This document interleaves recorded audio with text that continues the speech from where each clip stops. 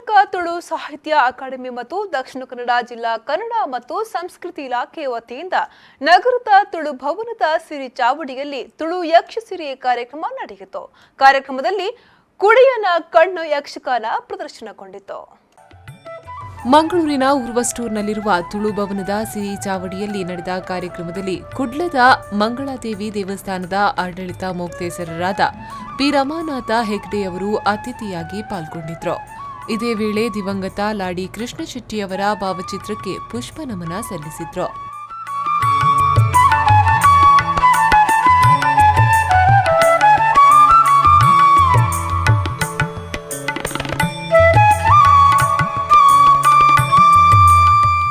ಇದೇ ವೇಳೆ ಸುಧಾಕರ್ ರಾವ್ ಪೇಜಾವರ ಅವರು ದಿವಂಗತ ಲಾಡಿ ಕೃಷ್ಣ ಶೆಟ್ಟಿಯವರ ಬಗ್ಗೆ ಮಾತನಾಡಿದರು.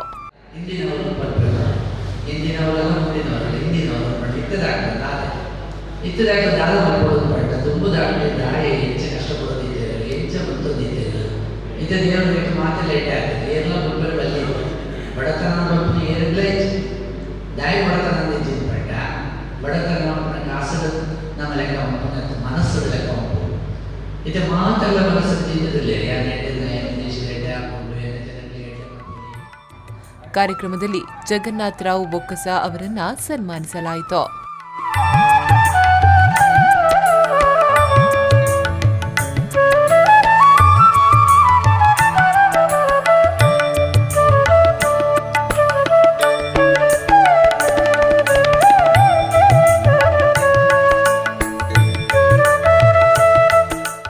ಈ ಸಂದರ್ಭ ಕರ್ನಾಟಕ ತುಳು ಸಾಹಿತ್ಯ ಅಕಾಡೆಮಿಯ ಅಧ್ಯಕ್ಷರಾದ A C Bhandari, registrar Chandrahas Rai B, Kannada ಮತ್ತು ಸಂಸ್ಕೃತಿ ಇಲಾಖೆಯ ಸಹಾಯಕ ನಿರ್ದೇಶಕರಾದ ರಾಜೇಶ್ ಬಿ, ಸದಸ್ಯರಾದ Bennet G Amanna, M Devanand Bhat ಮತ್ತಿತರರು ಉಪಸ್ಥಿತರಿದ್ದರು. ಇನ್ನು ಈ ಸಂದರ್ಭದಲ್ಲಿ ಕುಡಿಯನ ಕಣ್ ಯಕ್ಷಗಾನ ಪ್ರದರ್ಶನಗೊಂಡಿತು.